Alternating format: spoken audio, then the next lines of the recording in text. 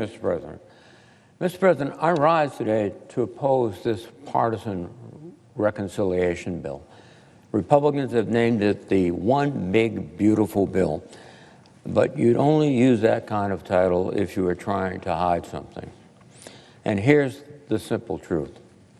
This bill takes health insurance and food assistance away from millions of Americans and gives President Trump's billionaire and millionaire friends giant tax cuts.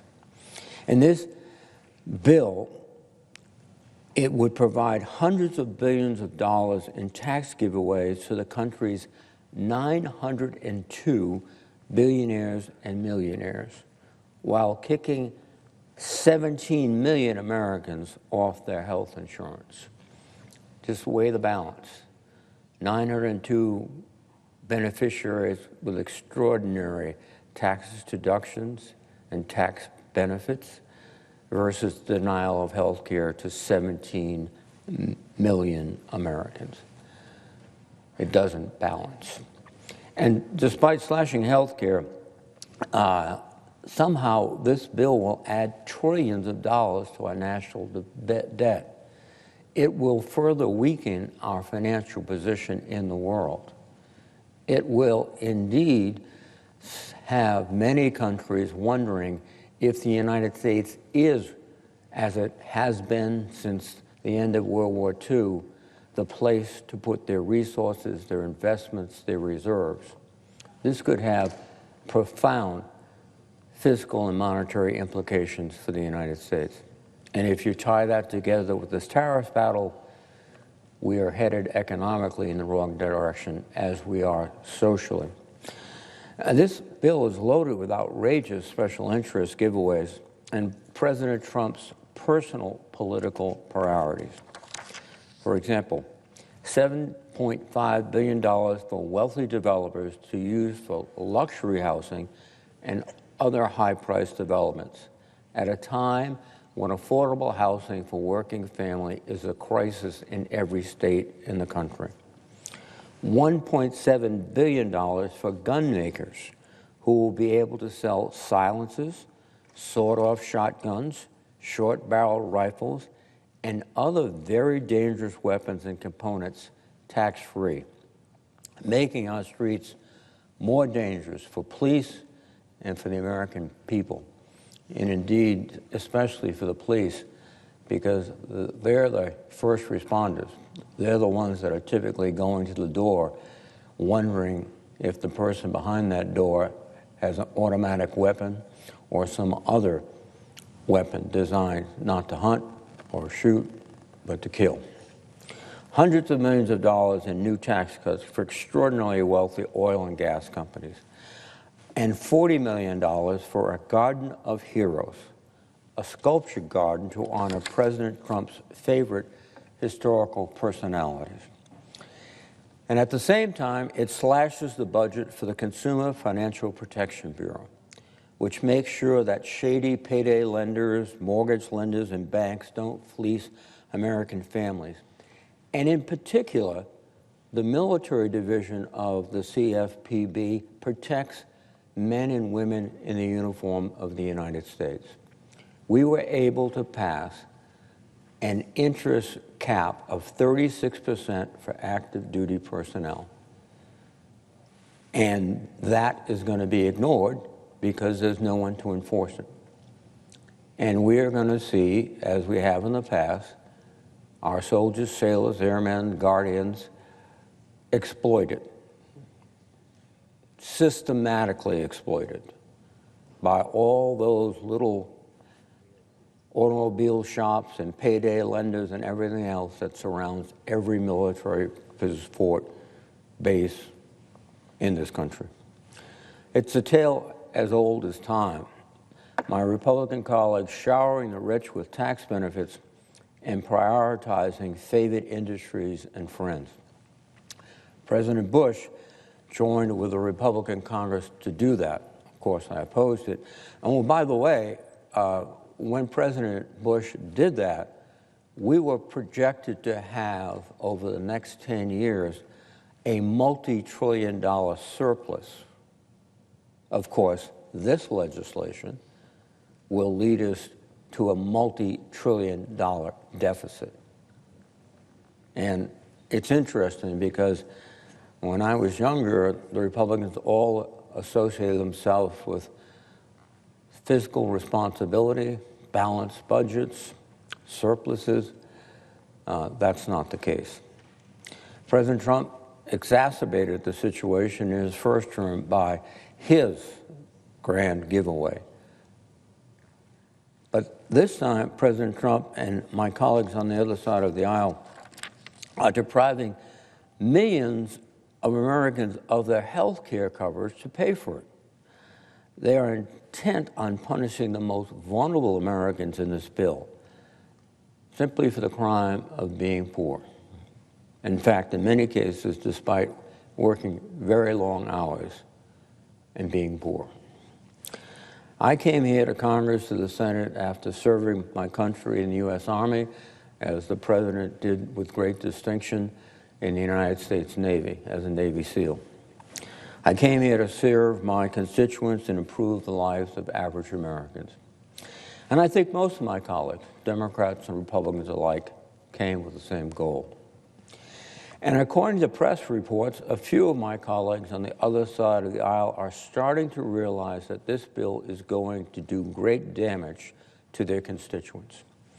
One Republican colleague has warned that this bill could leave 600,000 of his constituents without health care coverage and blow a $38 billion hole in his state's budget.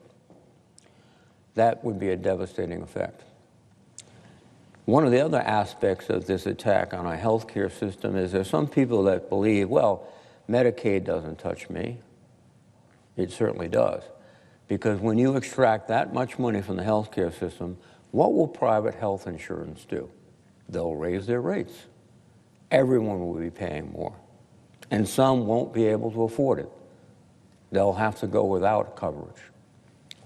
And that is going to be a tragedy for this country. Now, knowing the damage this bill is going to do, one must ask, why would anyone support this? But this legislation is more than just numbers. I've heard from countless Rhode Islanders who are concerned about these cuts during meetings, in letters, when I bump into them at the grocery store or the pharmacy. They've been telling me about how Medicaid has helped them and their families. I've been meeting, for example, with Christina from Smithfield, Rhode Island, for many years.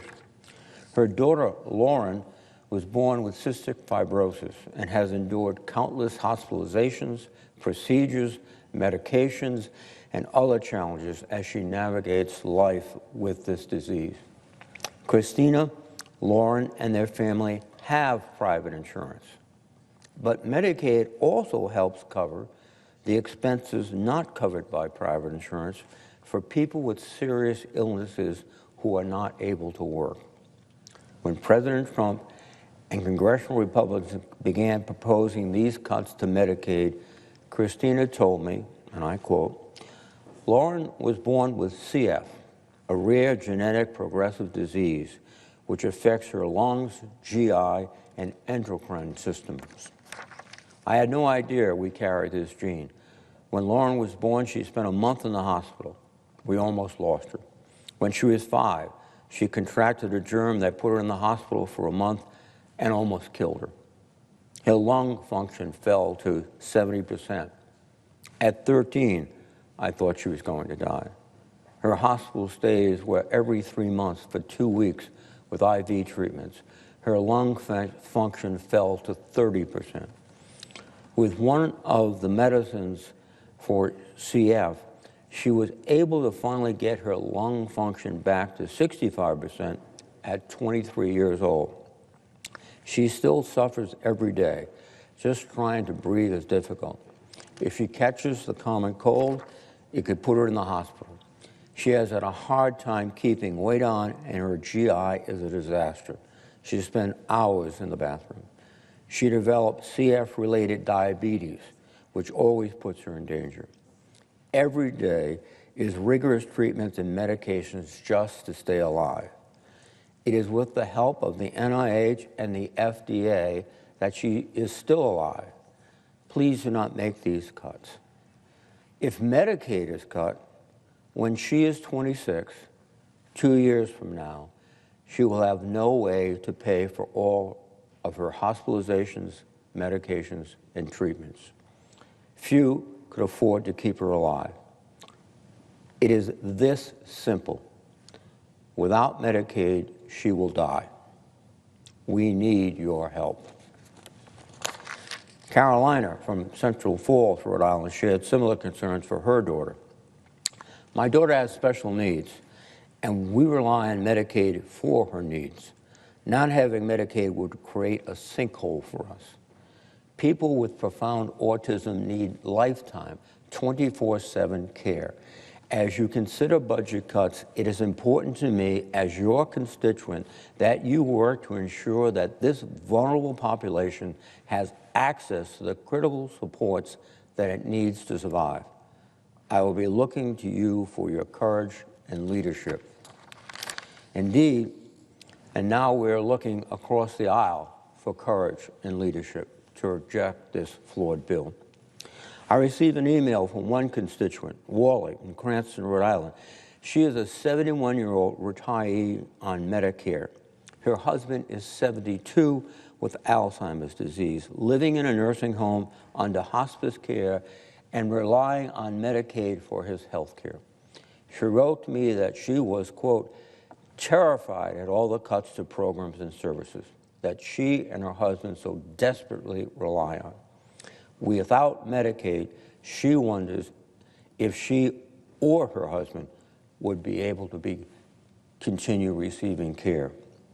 I also heard from Diane in Coventry, Rhode Island, whose daughter gets life-saving care through Medicaid. Diane said, Medicaid is important to me personally. Medicaid matters to me and my family. My 15-year-old daughter suffered a brain bleed and a stroke at the age of 5. It came out of nowhere and was very unexpected. She has spent a lot of time in the hospital, rehabilitation services, doctor's offices, appointments, etc. over the past almost 10 years. Medicaid allows her to be home and taken care of on a daily basis. Without Medicaid, she would not be able to receive hospital-level care at home. She wouldn't have a wheelchair or any other durable medical equipment. She wouldn't be able to get her life-saving medications or the nourishment she needs through her G-tube. Please, I urge you to save Medicaid, not only for my family, but for millions of others. All of our lives depend on it. Now, my colleagues on the other side of the aisle may say, we're not going to cut these people's Medicaid. We're just going after the fraudsters, the freeloaders who aren't working. Now, who exactly are these fraudsters and freeloaders? Is it the elderly patient who needs expensive nursing home care? Is it the child with a serious chronic health condition? Should we cut off these people's access to health care because they can't work? They physically cannot work? Or because the constant paperwork work requirements got lost in the shuffle? Let's be clear. If my colleagues were serious about eliminating fraud, they would be providing states with more resources to investigate questionable claims and bad actors. Medicaid coverage is not extravagant, it is a lifeline. If my colleagues were sincere in their claim that these cuts are about protecting the program, quote, for the people who need it the most, as the majority leader has claimed, then they would be investing the so-called savings back into Medicaid instead of blowing it on tax cuts for the well-off. Instead, this bill is cutting funding to states for Medicaid, and states will have no choice but to pick and choose who will get access to care. But don't take my word for it. The Nonpartisan Congressional Budget Office, CBO, estimates that this bill will cause nearly 17 million Americans to lose their health insurance. 17 million people. That's not fraud. It's just making it harder for people to get health care. On top of that, even if you're one of the lucky ones who gets to keep your Medicaid, will you still be able to get it? Nursing homes rely on Medicaid. More than 6 in 10 nursing home residents in Rhode Island are on Medicaid. As Medicaid funding is cut, what will nursing homes do? I imagine some will have to close their doors or dramatically reduce the number of beds. So you could be one of these fairly well-to-do Rhode Islanders trying to get mom in the Medicaid home, the nursing home, I should say, and you're willing to pay, but if it's closed, or there's only 5 beds where there used to be 20, she's going to be where, in my generation, grandparents were, in the living room, in a hospital bed, being cared for, in those days, typically by your mother. So this approach to Medicaid is going to touch every aspect of American life. And the same can be said about the community health care centers. Medicaid makes up a huge portion of the operating budget for community health centers, which provide primary, dental, and behavioral care to more than 200,000 Rhode Islanders. That's roughly 1 in 5 Rhode Islanders. It's hard enough to find a doctor now. It will only get harder if a community health center closes its doors and thousands of patients don't have a doctor anymore. And where do all those patients end up when they can't get routine care? The emergency room. That means there will be lines out the door, and if you have a serious health event and need to get in, you better get used to waiting a long time. This is not how a health system is supposed to run. And in Rhode Island, our health system is already on the brink. People are just getting by. People are waiting in the hallways of ERs for a bed upstairs. People are spending days on the phone trying to find a doctor. We should be making these things better, not worse. But again, Republicans' main priority seems not the physical or financial health of everyday Americans. It is providing massive tax cuts to President Trump's billionaire and millionaire friends. There's certainly nothing wrong with being successful, and there's nothing wrong with wealth. That's something that has been part of the American dream since our beginning. But what it requires is opportunity. And one of the fundamental opportunities it requires is good health and good education. And what this bill will do is destroy our healthcare system and force the states to make dramatic cuts to the education system. We are shutting down opportunity in America while we enrich the wealthy elite. The American dream, as I believe it, is about the middle class and a government that's focused on them, not taking $1 trillion from Medicaid so Republicans can gift to those who've already benefited from many other gifts. Mr. President, let's put the enormity of this transfer to the wealthiest in perspective. There are about 128 million households in America. Yet somehow this bill gives the top 0.1% of households a $250,000 tax cut, a giveaway that's over 3 times larger than what the median American household makes in a year. When confronted with this point, Republicans consistently try to hide the ball. Middle and working class Americans are getting tax cuts too, they say. Who cares if the rich gets richer? Well, the Senate bill raises taxes on the lowest income Americans, the same families from whom Republicans are ripping away health care and other benefits.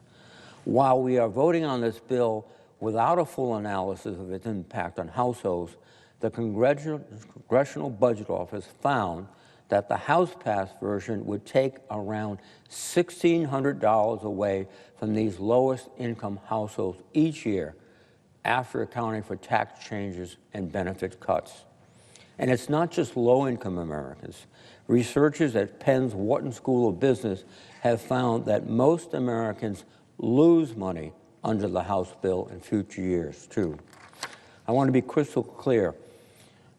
We need to reform our tax care system. We need to make it fairer for working Americans, not just for the ultra-wealthy. We hear from people so often that government is broken. They're right. Our tax system is unfair and needs reform. But giving the top 1/10 of 1% of Americans an extra $250,000 every year is not fixing the government. It's just adding to the sense of unfairness and brokenness that so many citizens feel. We can do a bipartisan tax bill that is both fully paid for and that helps average Americans. In fact, we almost did that last summer when the House passed the tax bill 357-70 that would have extended the child tax credit and reinstated tax cuts for businesses without increasing the deficit. 48 bipartisan senators voted for that bill in this very chamber, but it was blocked because Republican leaders wanted to pass something like this bill before us today.